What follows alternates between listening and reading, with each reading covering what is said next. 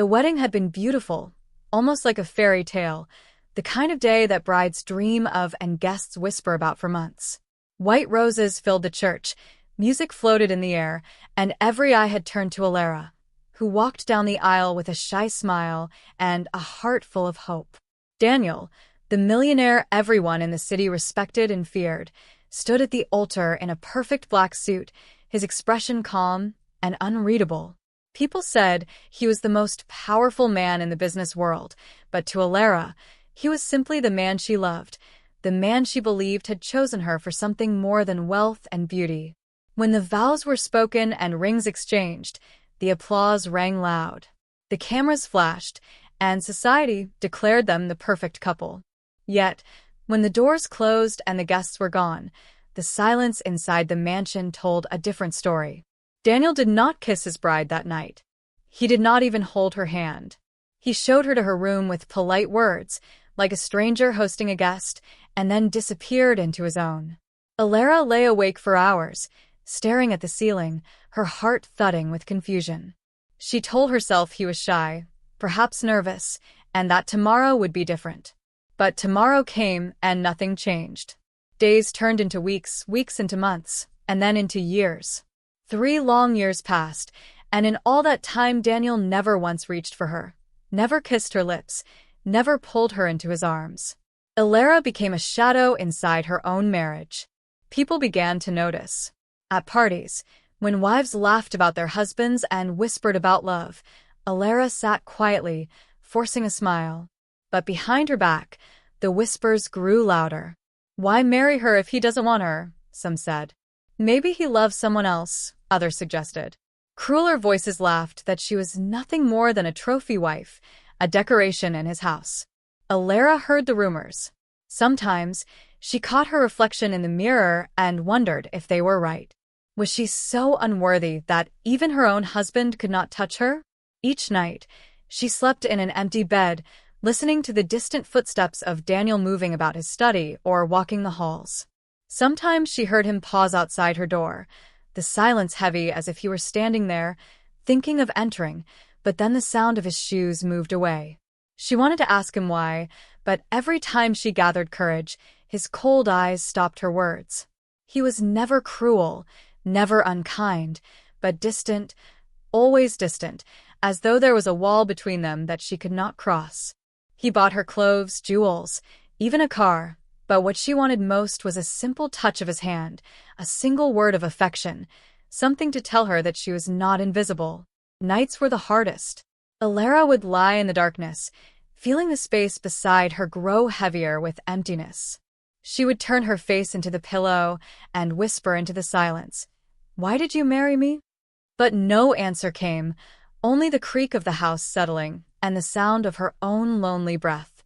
To the world, Daniel and Alara were still the golden couple, rich and glamorous, but inside the mansion their marriage was made of silence. Daniel would leave early in the morning, his face set and distant, and return late at night, sometimes without a word. On rare occasions when they dined together, the meals were quiet, filled with the clinking of silver on china and the weight of everything unspoken. Alara tried to smile, tried to talk about small things, but Daniel only nodded, his eyes far away, as though his mind lived in another world. The more he avoided her, the more questions grew inside her heart. Did he regret marrying her? Did he love another woman, someone he visited in secret? Or was she simply a duty he carried, a wife in name but not in heart? Her friends offered advice, telling her to confront him, to demand the truth, but Alara knew Daniel. He was a man of power, a man whose silence could cut sharper than any blade. Whenever she looked into his eyes, she felt a storm hidden deep, a secret that he carried but refused to share. Still, she held on, year after year, hoping that one day he would break his silence, that one day he would let her in. On their 3rd anniversary, she sat by the window of her room, staring at the city lights, her hands folded on her lap. She thought of the day they married, of the way her heart had raced when she said, "I do," and the way she imagined a lifetime of love waiting ahead. That dream seemed far away now, lost in shadows. She wanted to hate him, but she could not. Something about Daniel still pulled at her heart. His silence hurt her, but his presence still warmed her. She could not explain why. And so she waited for the day he would finally touch her, finally see her, finally claim her as his own.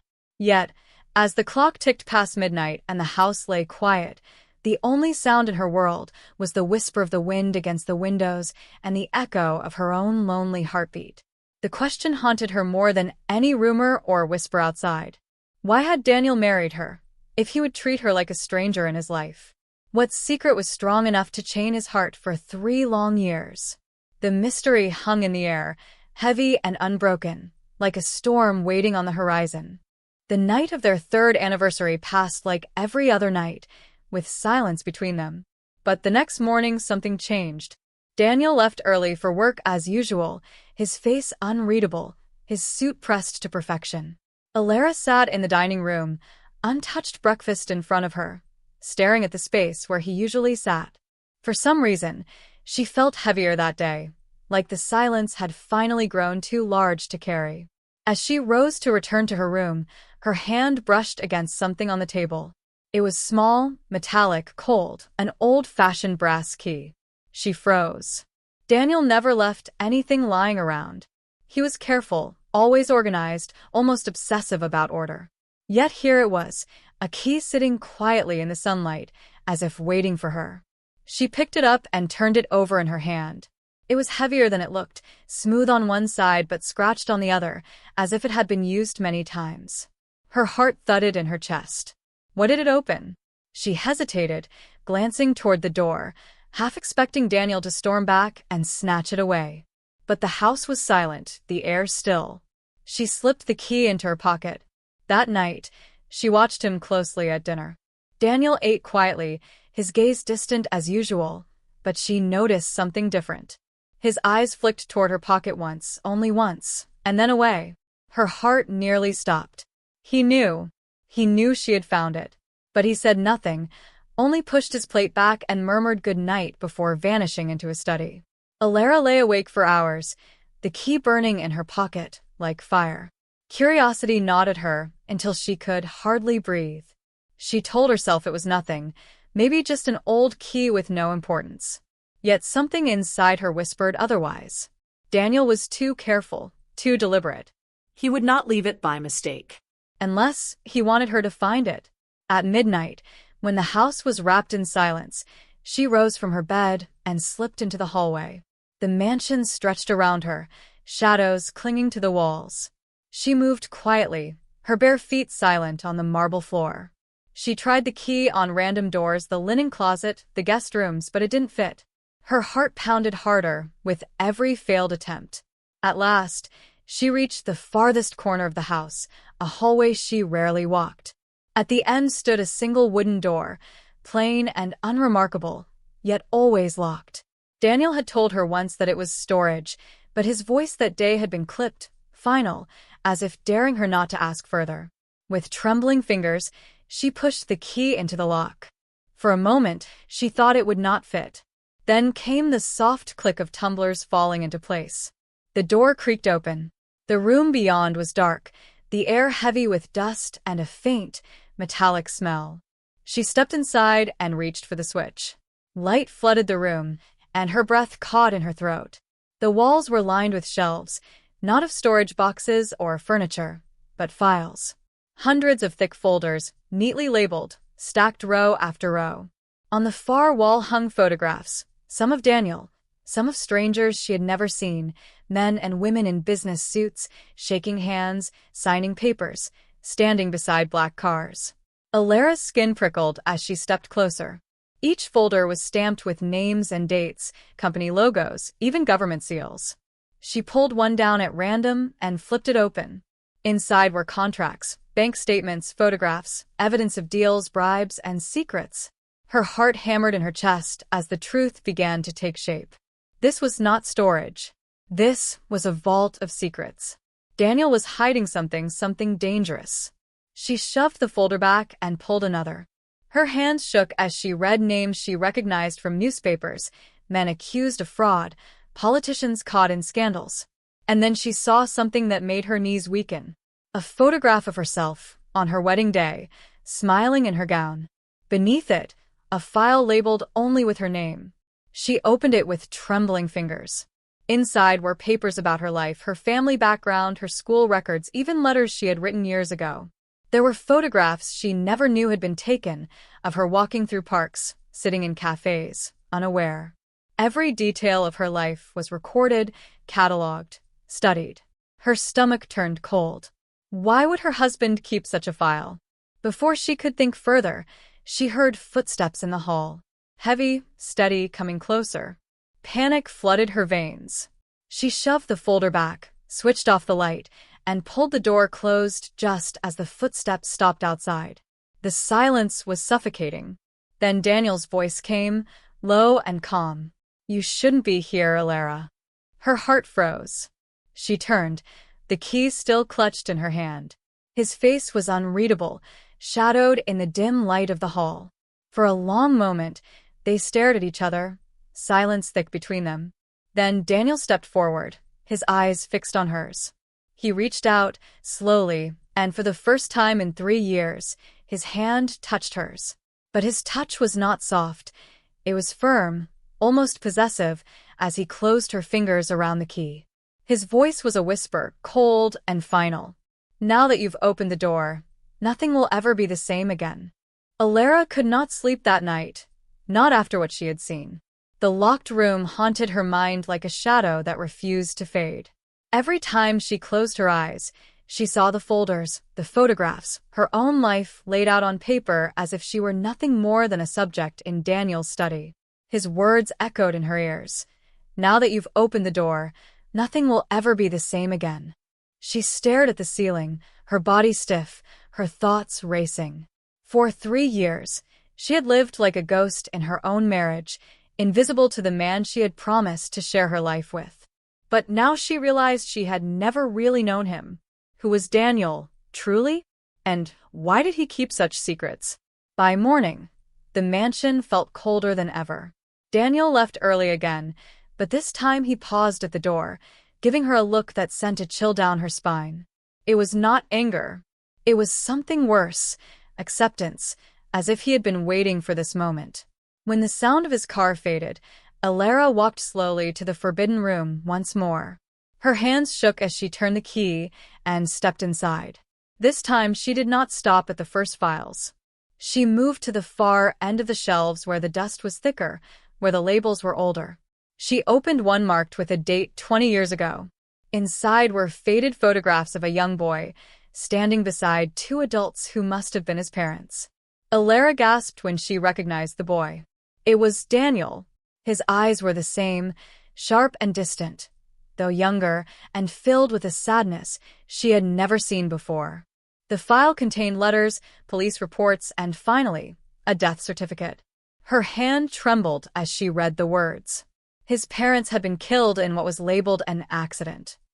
But the documents suggested something else: fraud, betrayal, hidden enemies. Someone had wanted them gone. Alara pressed the papers to her chest, her mind spinning. Daniel had grown up in tragedy, surrounded by secrets and betrayal. Was that why he had built this hidden archive, collecting every truth others tried to bury? Was that why he had kept his distance from her, for fear that anyone close to him would be hurt? She wanted to believe it, but as she turned to another file, her hope began to fade. This one contained names she had heard whispered at social events, men accused of crimes who had suddenly vanished without trial.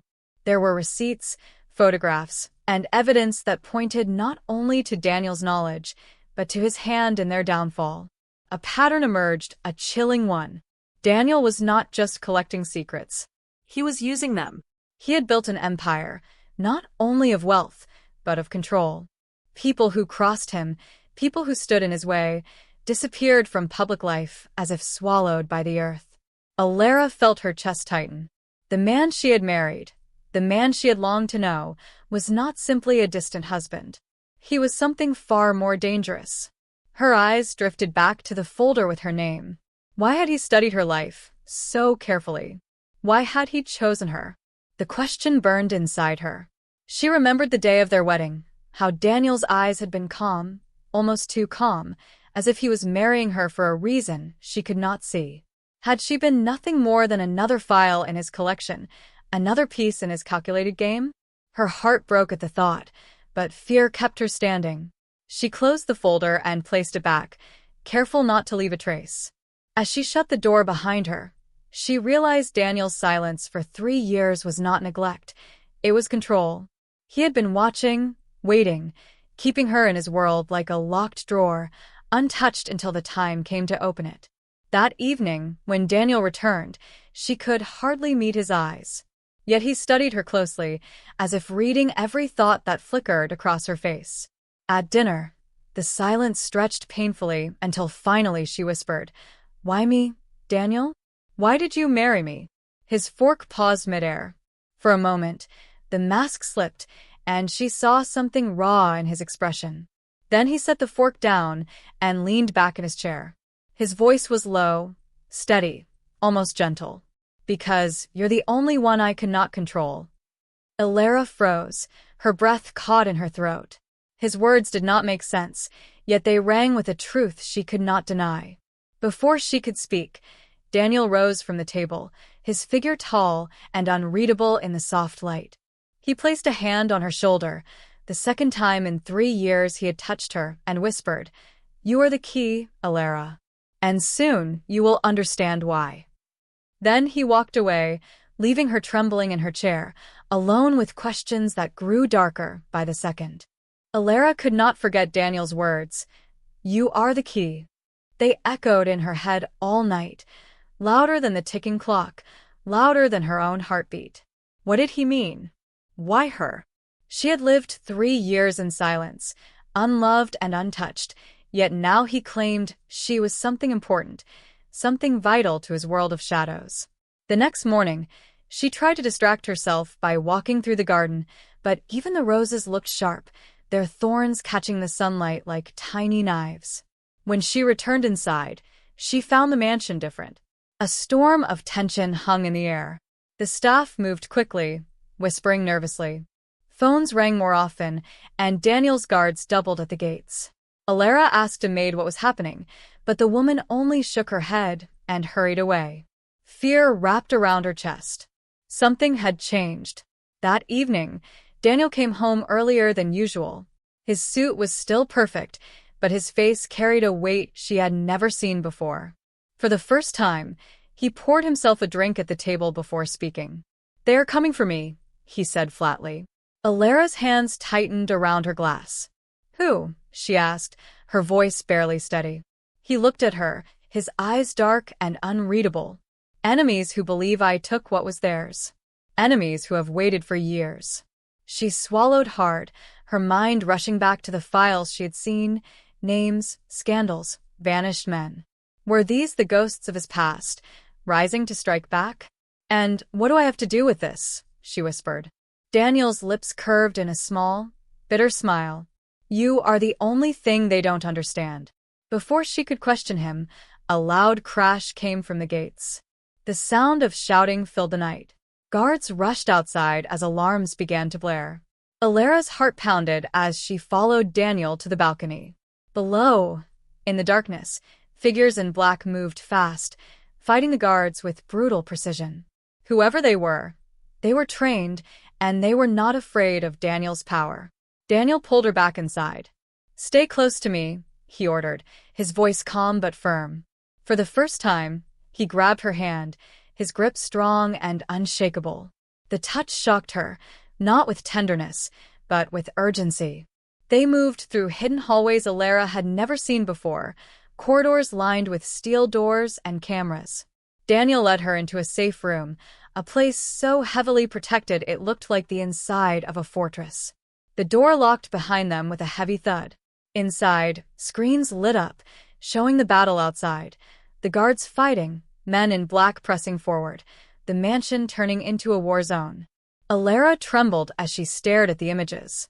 This was not a life of wealth and beauty. This was a trap of power and enemies. Daniel stood tall, his face hard as stone. "They want my empire," he said quietly, his eyes fixed on the screens. "But they also want you." Alara spun toward him, her fear turning to confusion. Me? I don't even know them.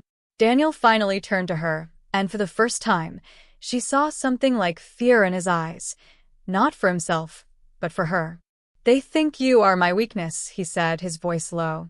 They don't understand why I married you, why I kept you untouched, why I kept you hidden even in plain sight. And, because they don't understand, they want to destroy you. Her knees felt weak, and she sank into the chair. Then tell me the truth, Daniel. Why me? Why did you marry me? His jaw tightened. He crouched before her, his hand finally brushing against hers.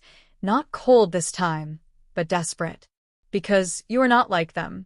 You can't be bought. You can't be blackmailed. You don't belong to their world, and that terrifies them. They want control, but you are beyond it. Tears filled Alara's eyes. She had lived 3 years in loneliness, wondering why she was nothing to him. Yet now he spoke, as if she was everything. Before she could respond, the screens flickered, and one by one, cameras went dark. The attackers were inside. The safe room lights dimmed, and the sound of heavy footsteps echoed through the mansion. Daniel pulled a gun from the drawer and placed it in her shaking hands. If they reach this room, he said, his voice steady but his eyes blazing, you must choose, Alara. Either stand with me, or watch everything fall. She stared at the weapon, her breath short, her heart racing. For 3 years she had been invisible, a wife without a husband, a woman without love. Now, in one night, she was thrown into a storm of danger, secrets, and enemies she never knew existed. As the footsteps grew louder, she realized her marriage was no longer silent. The silence had been broken, and there was no going back. The safe room door shook under the weight of explosions, and Alara's hands trembled as she clutched the gun Daniel had given her. Each boom sounded closer, louder, like the walls themselves were about to collapse. Daniel stood firm, his eyes locked on the door, his body like steel, but she could see the tension in his jaw, the flicker of worry he could not hide. Finally, with a deafening blast, the reinforced steel bent, twisted, and broke. Smoke filled the room, and shadows poured in. Men in black masks stormed forward, weapons raised, but they did not fire. Instead, they spread out, circling Daniel and Alara like wolves surrounding prey. At the center of the group, a tall man stepped forward, his mask pulled down to reveal a scar that ran across his face, deep and cruel. His voice was calm, but every word felt like a blade. 3 years, he said, his eyes flicking between Daniel and Alara. 3 years you kept her untouched. We all wondered why. Tonight you will tell us. Alara's stomach dropped. This stranger knew. He knew the very thing that haunted her nights, the silence of her marriage, the unanswered questions. Daniel did not flinch. She is not part of this, he said firmly. The scarred man smirked, his lips curling into something between amusement and cruelty. Not part of this? She is the only part of this. She is the key you tried to protect. He turned to Alara, his eyes piercing into hers. Do you even know why he married you? Do you know what you are? Alara's breath caught, her chest tightening. She shook her head, but her voice came out as a whisper. No, the man chuckled darkly. Of course not. He never told you. He thought if he kept you untouched, he could shield you. But the truth cannot be hidden forever. Daniel's voice hardened. Enough. But the scarred man ignored him. Do you know who your father was, Alara? The question hit her like a strike. Her father had died when she was young, or at least that was what her mother always said. She nodded weakly, confusion blurring her thoughts. He was just an ordinary man, her words trailed off. The man laughed, sharp and cold. Ordinary? No, Alara. Your father was the one man Daniel feared. The one man who built an empire even he could not touch. And you, his daughter, are the heir to it. Alara's eyes widened. The room spun. She looked at Daniel, desperate for denial, for some sign that this was a lie. But Daniel's silence was the loudest answer of all. Tears filled her eyes. You knew, she whispered. Daniel's face was hard, but his voice was soft, almost breaking. Yes. She pulled her hand back, her chest aching as if her heart itself was breaking. So, you married me for power? For his empire? Daniel stepped forward, his voice sharp now, desperate. No.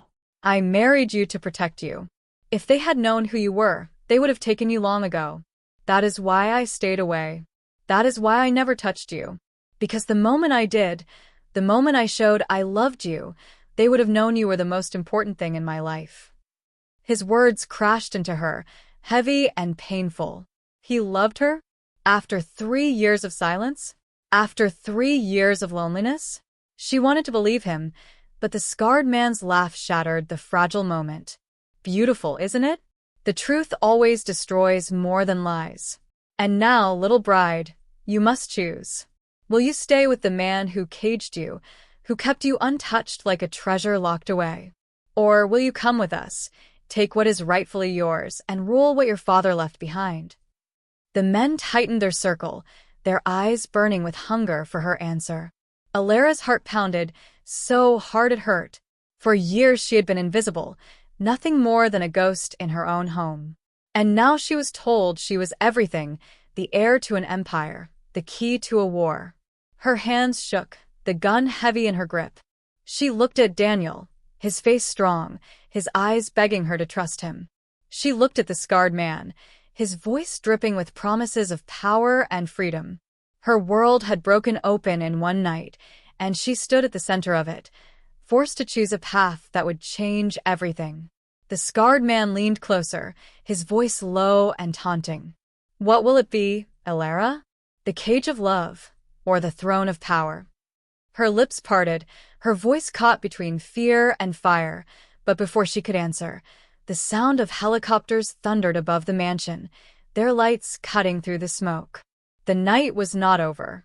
The battle for her had just begun.